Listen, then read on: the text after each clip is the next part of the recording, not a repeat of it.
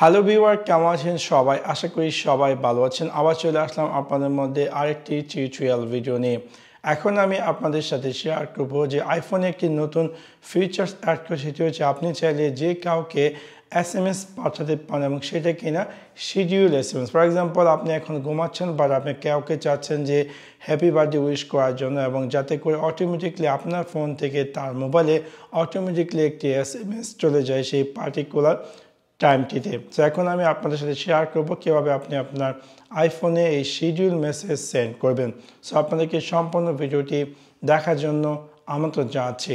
অবশ্যই এই কাজটি করার জন্য মেক শিওর যে আপনার ফোনটিতে iOS ভার্সন 18 আছে। সো সেটি দেখার জন্য আপনার ক্লিক করতে হবে সেটিং, জেনারেল এবং অ্যাবাউট, এবং আপনি দেখতে পাবেন যে আপনার iOS ভার্সন 18 আছে কিনা। যদি না থাকে তাহলে কিন্তু এই ফাংশনটি পাবেন না। আর যদি আপনার iOS ভার্সন অন্যটি হয়ে থাকে তাহলে আপনি চাইলে বেগে গিয়ে এই সফটওয়্যার আপডেট সেকশন থেকে আপনি চাইলে iOS ভার্সন নতুন যে iOS 18 সেটাকে ডাউনলোড করে ইনস্টল করতে পারেন, এবং তারপরে আপনি এই স্পেশাল ফাংশনটি পাবেন। এনিওয়ে, আমার কাছে অলরেডি iOS ভার্সন 18 আছে। সো আমি আমার iMessage ওপেন করছি। ওপেন করার পর আমি যাকে পাঠাবো আমি তার নাম সিলেক্ট করব, এবং দেন এখানে আমি একটি মেসেজ টাইপ করলাম। ফর এক্সাম্পল, আমি টাইপ করলাম হ্যাপি বার্থডে, অ্যান্ড দেন এখানে আমি দেখতে পারবো যে একটি নতুন ফাংশন হচ্ছে প্লাস আইকন। সো আমি যখন প্লাসে ক্লিক করব আমি দেখতে পারবো যে এরকম একটি স্ক্রিনে অ্যাপিয়ার করবে, এবং এখন এই iOS 18 তার নতুন একটি ফিচার্স অ্যাড করে, সেটি হচ্ছে সেন্ড লেটার। সো আমি যদি এখানে ক্লিক করি সেন্ড লেটার, এবং দেন এখান থেকে আমি চুজ করতে পারবো কোন তারিখে। ফর এক্সাম্পল, আমি চাচ্ছি যে তাকে একটি SMS পাঠাবো ফর এক্সাম্পল ডিসেম্বরের 1 তারিখ, এবং দেন ডিসেম্বরের 1 তারিখ, ফর এক্সাম্পল ডিসেম্বরের 1 তারিখ, এবং আই থিঙ্ক ডিসেম্বরের 1 যখন আমি টাইপ করছি সেটা যাচ্ছে না।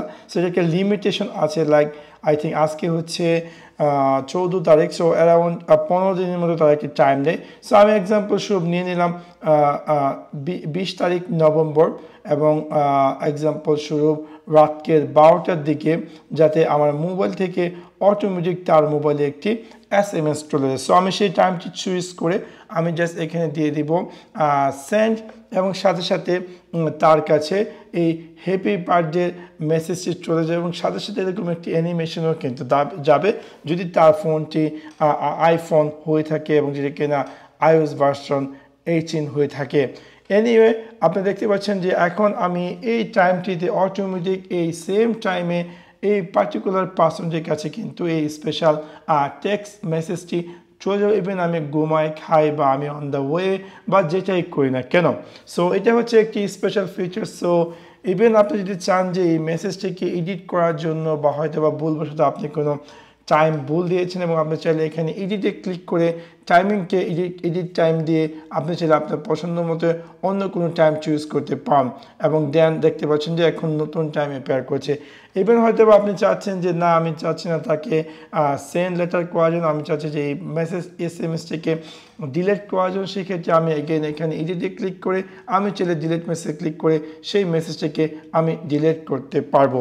সেভাবে খুব সহজে আপনি চাইলে আপনার আইফোন থেকে যে কাউকে iMessageর মাধ্যমে সেন্ড লেটার অপশন সেট করে যে কাউকে SMS পাঠাতে পারেন। সো আশা করি আপনাদের ভিডিওটি ভালো লেগেছে। যদি ভিডিওটি ভালো লেগে থাকে অবশ্যই লাইক এবং শেয়ার করতে ভুলবেন না।